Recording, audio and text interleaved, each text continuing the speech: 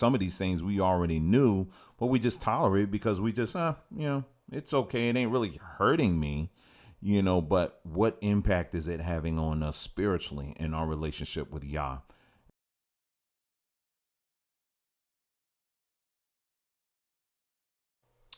We're going to be reading from Acts 19:13 through 20, okay?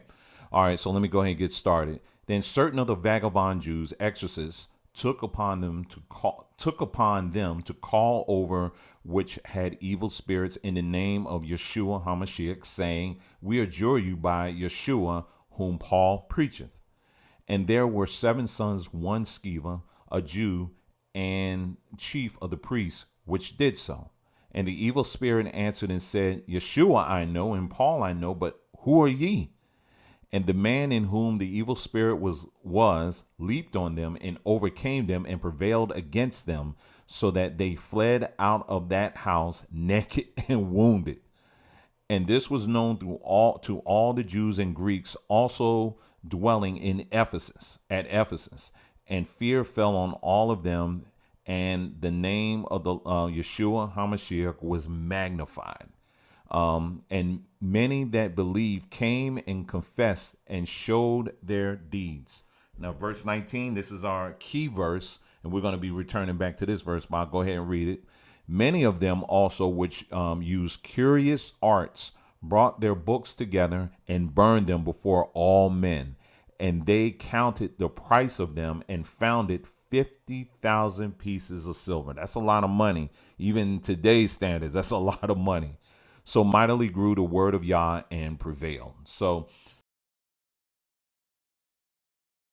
these people, once they began to see these things manifest and they saw, what Paul was doing, under the power of Yah, casting out devils, people getting healed and all that stuff. People are like, oh, snap, wait a minute. I got to put this stuff away. Let me get what he's doing, And some people try to do a jackleg, as you saw the 7 sons of Sceva, and the demons were like, nah, I know Paul and I know Yah, but Yeshua, but I don't know you. I am going to skip here. Okay, here we go. With that said, we have to keep in mind that many of these non-Jewish cultures did not have the spiritual benefit of biblical discernment concerning these matters. In Greek mythology, we find a goddess that matches the biblical description of the women in Zechariah 5. The goddess was known to the Greeks as Nike, the goddess of victory. Okay, we just talked about that. And this is a statue of the Greek goddess Nike that's in Ephesus. Let's continue to read. This goddess also seemed to be the target in Yeshua's message to the church of Ephesus, and then because if you read it, he's not necessarily in the word Yeshua doesn't call out the goddess Nike by name, but as I continue to read, he lays out, Forston, he lays out a great argument for it. I mean, that leaves very little doubt that this was in fact who Yeshua was talking about. Okay, so let's go ahead and continue to read. All right, so the carving above was found in the city of Ephesus, and it is the goddess Nike. According to the Greeks, Nike would reward the victors of competition with a wreath as a crown or crown of victory. We've seen that. Okay, in contrast, Yeshua's promise to reward those that Nikeo overcame, which Nikeo means overcome or victory, with the fruit of the tree of life. And and this is what he clearly says is opinion, but he's going to lay out his opinion. This is what I was talking about. Christ's message, or Yeshua's message to Ephesus and the other churches and the other assemblies, is of a spiritual matter. If this was simply a matter of problems, he's in the physical realm, we probably wouldn't need to help of his ruach to discern them. This is part of my reasoning that Yeshua may have been addressing a spiritual entity, which is very possible, not just a group of people following a false teacher. The Greek word nikao comes from the word Nike, and there are several other words that come from the word Nike. And he gives a list here like Nicholas or Nicola, Nick, Nikolai, and it goes on and on and on. Nikki and Nikia and Nico, and so forth and so on. But all those words come from the word Nike. If you look that up. In the letter to the Ephesians, we find the first mention in the scriptures to an obscure group of people referred to as the Nicolaitans. The word Nicolaitans is a compound word consisting of two Greek words that mean to conquer the people, which leads some researchers to believe that the Nicolaitans were conquering the people in a spiritual sense. There are others that believe the word is a reference to followers of Nicolaus, who was considered by the church to be a heretic. And then he goes on to say this is his theory, Forston's theory. The reference to the Nicolaitans may be a reference to those who followed the goddess Nike, which, like I said, I mean, he's already established what Nicolaitans and broke that word down, and what it basically comes from the word Nike. So it's like 95% obvious that that's the Nicolaitans had at least something to do with the goddess Nike. But Galatians 2, and it's 2-7. Unto the angel of the church of Ephesus writes, these things saith he that holdeth the 7 stars in his right hand, who walketh in the midst of the 7 golden candlesticks. I know thy works, and thy labor, and thy patience, and how thou canst not bear them which are evil, and thou hast tried them, and which say they are apostles and are not, and have found them liars, and hast borne and haste patience, and for my name's sake had labored and has not fainted. Nevertheless, I have somewhat against thee, because thou hast left thy first love. Verse 5. Remember therefore from whence thou art fallen, and repent, and do the first works, or else I will come unto thee quickly, and will remove thy candlestick out of his place, except thou repent. But this thou hast, that thou hast the deeds of the Nicolaitans, that's who I just talked about, which I also hate. In verse 7, he said, he that hath an ear, let him hear what the Spirit saith unto the churches. To him that overcometh, I will give to eat of the tree of life, which is in the midst of the paradise of Yah. So Yeshua is saying clearly, point blank. I mean, he's calling out the Nicolaitans point blank. He said, I hate what they do. He said, I hate it.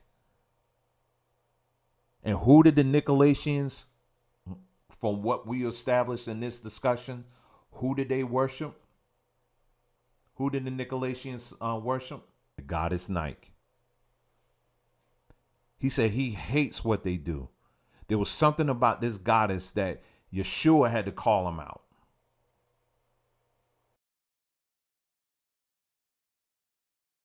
Conscious in one tidy little package. Okay, archetypes get embedded quite literally in our subconscious mind. By that I mean the part of your mind that is free from conscious awareness. Ultimately, archetypes act like a shortcut to your conscious and subconscious mind, eliciting varying degrees of responses. Your subconscious mind is always active, soaking up everything that it comes into contact with. However, because of this, it is always suggestible, meaning unless you are conscious of it, it will always be susceptible to programming. Move on to the main point of this video, and this is the archetype of Saturn, or El, the true timekeeper, the true lord of the golden ring, the hard-headed bull god of the Old Testament. Saturn has been deified under many titles. He was Kronos to the Greeks, Saturnus to the Romans. To the Egyptians, he was alternatively known as Osiris. The Sumerians called him Ninus, while the Assyrians named him Bel, To the Phoenicians, in Canaanites, he was known as Baal, like Beelzebub. Also, the figure from who these various legends extend is none other than Nimrod, the mighty hunter. Nimrod was the grandson of Ham and the great-grandson of Noah, and was the first deified Babylonian king. Now, post-deluge or post-flood, we see the re-establishment of Nimrod worship, just under different names. Essentially, Nimrod, or Saturn, worship appears in all scripture. So all of these names apply, and I'm going to show you how Saturn worship drives this entire matrix we live in, how it's seeped into our language, and how millions of people every day unknowingly pay homage to its archetype.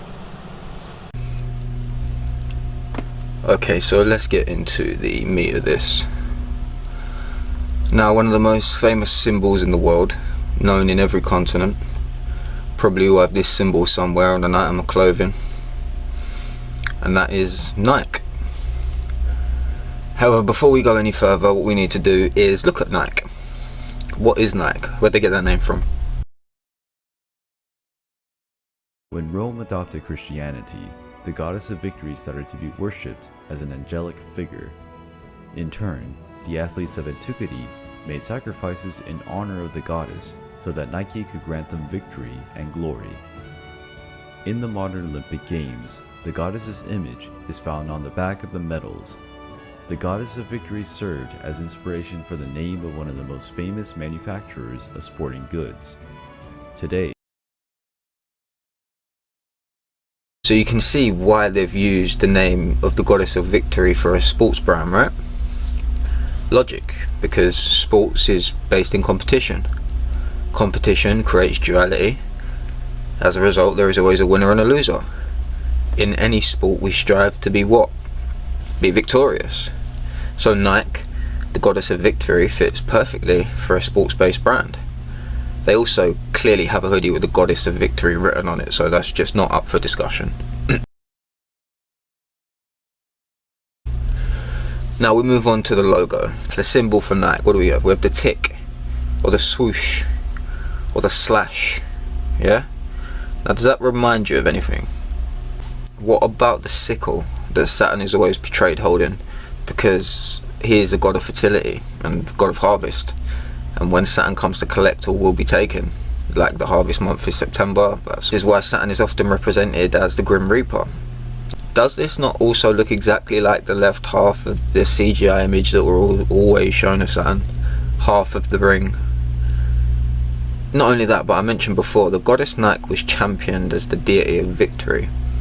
Consequently, when they erected monuments of her, she was shown killing or sacrificing a bull as a sign of victory, as you can see here. Remember earlier I mentioned Saturn, or El, was the hard-headed bull god, right? Well, this comes from the Phoenician and Canaanite pantheon.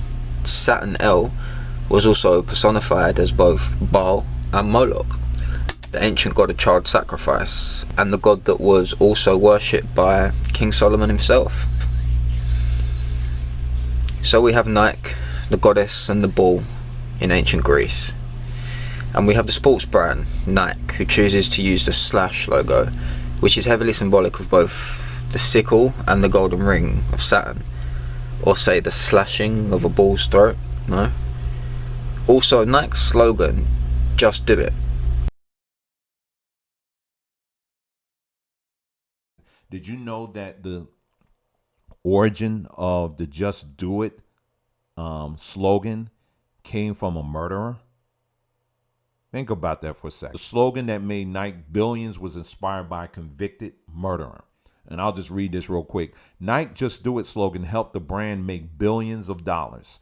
But the inspiring phrase had a surprising origin. A convicted murderer named Gary Gilmore, according to the New York Post. Gilmore was convicted of murdering a convenience store clerk and a motel manager. When he faced execution by a firing squad in 1977, Gilmore reportedly said, "Let's do it." The line struck a chord with Nike marketing mastermind Dan Wieden a decade later. And that's Gary Gilmore right there. At the time, Nike was trying to surpass Reebok as the top sneaker company. And he said, I was trying to write something that would just tie it up. I'm sorry, let me start again. I was trying to write something that would tie it up so it could speak to women who had just started walking to get in shape, to get to people who were world-class athletes. And it had the same kind of connection with them, Wyden told Dizine magazine. Gilmore suddenly came to mind. Then asked him if he had any final thoughts, and he said, "Let's do it." I didn't like it. I didn't like "let's do it," so I just changed it to "just do it," Whedon said. After Nike debuted the slogan in a commercial about an 80-year-old runner in 1988, the brand sales exploded. And then it goes on, and it says a decade later, Nike sales had gone from 877 mil to 9.2 billion. And it goes on from there. So this slogan actually originated from a murderer. Why do I say that? Why do I say there's could there be a connection with that? Well, at least particularly in the black community, you see our young men getting killed over are sneakers, and not just any sneakers, Nike sneakers. And now somebody may say, well, are you saying that Nike is responsible for killing our young men? No, I'm not saying that. What I am saying is that this "Just Do It" name originates from a man who was filled with the spirit of murder. So that's being transferred onto this generation. Okay, check this. Nike and Saturn. Let's check the gematria values of this. That is both the gematria value of Saturn and Nike in the 4 base ciphers. And yes, they are a match in all 4 ciphers. So now what do you think? I'm not bringing up Yahweh. In fact, guess who calls himself Yahweh? I've heard sources where they say it's a pagan deity. I don't know. But let's just say, for the most part, let's just say Yahweh is a god. Okay, let's just say that. I'm not saying Yahweh is Yah, because it isn't. Guess who calls himself Yahweh? Now, if you see Stephen A here, if you watch ESPN, Stephen A talks about this person all the time and compares every athlete to this individual. Michael Jordan. The article here says Michael Jordan's secret security code name is a Hebrew word for God. Michael Jordan has a private security team that travels with him wherever he goes overseas, according to this excellent ESPN article by Wright Thompson. All the people in his inner circle have secret code names, and Jordan's is the best of them all, Yahweh, the Hebrew word for God. The code names for the other people in his group are things like Venom, Butler, and Harmony. Harmony, I believe, is for his wife. That he has a security team professionalized enough to give people code names like the Secret Service gives you some insight into just how big of an empire Michael Jordan is. I mean, people will literally compare. He's constantly brought up. There isn't a day that goes by that Michael Jordan's name isn't brought up. And usually when it's brought up in the context of who can be like him.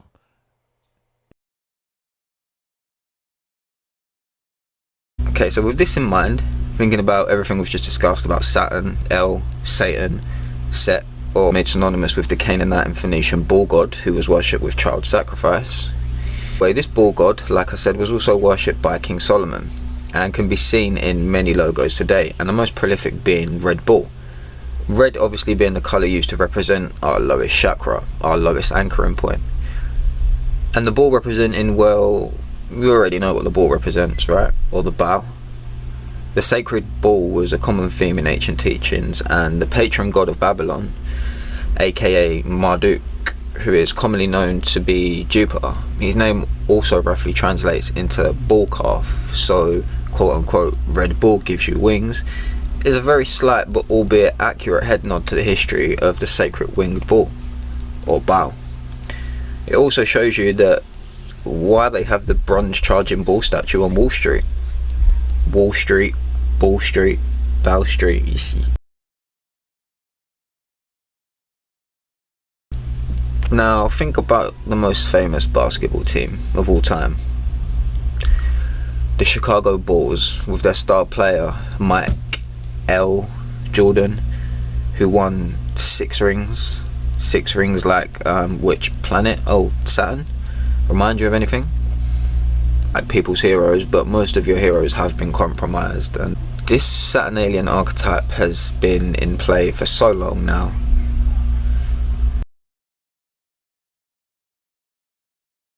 And so for me, as far as, so what did I do? I literally went into my closet and I took all the night things that I had and I put them in the trash can and that was it, and threw them in the dumpster. And folks, I'm talking about stuff I just bought. You know, there was some sneakers I just bought. I mean, there was nothing wrong with them. You know, I'm not a big Nike guy or whatever, but I like nice, sneakers. Every now and then I'll get some. I took those sneakers and I threw them out, and my wife saw, I told her about this. And once I told her about this, she was like, shoot, put my stuff in there too. And we put it all in the trash can, and that was it. And I think for me, it wasn't so much I was connected to it like that, like, oh, I just love Nike. It was the fact that, man, look how much money I'm spending, because it's so much.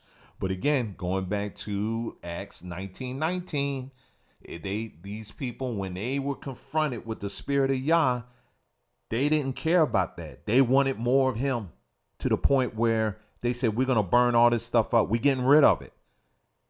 And it must have been, and like I said, it was very expensive. They're saying that it came up to about 50,000 pieces of silver. The Bible doesn't call out specific numbers like that unless it's for a reason. And I'm telling you, that is still applicable today. And for some of you guys who've sat here and listened to this, you're going to have to make a decision, just with something like this. And like I said, again, you're going to have to go back, you're going to listen to this and allow Yah to really deal with you on this. Because little things like this we've tolerated in our household, in our lives, that are causing blockages in our development, in our spiritual development.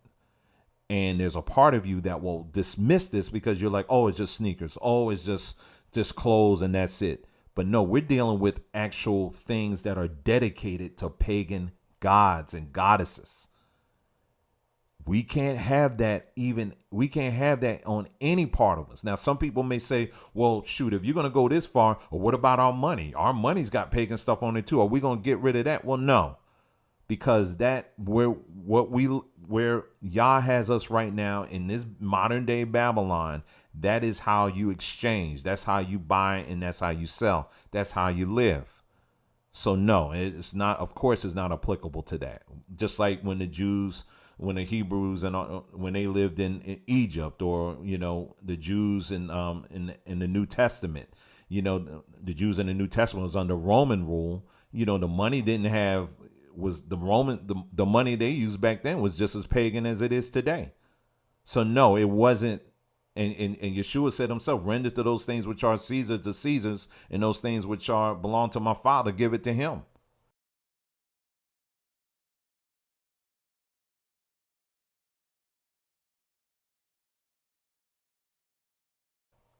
So no, we're not. So that's not applicable. But what is applicable is the choices that we make to clothe ourselves. And like I said, it's a very practical lesson, but it's something I want you to really think about, because there are some very spiritual connections to what I just pointed out today. So I hope you learned something from this.